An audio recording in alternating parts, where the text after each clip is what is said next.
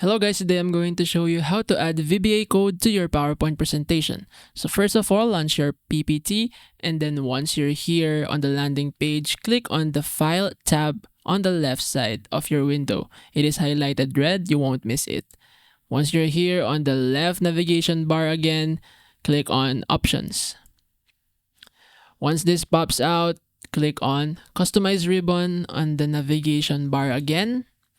And then here on the main tabs, make sure to check Developer.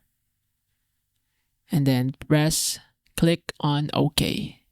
And then after you click on that, you will see the Developer tab appear on your ribbon. And then once you're here, click on Visual Basic.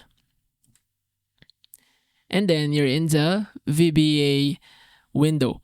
And then here you can import some VBA files. You can insert a module where you can code your VBA.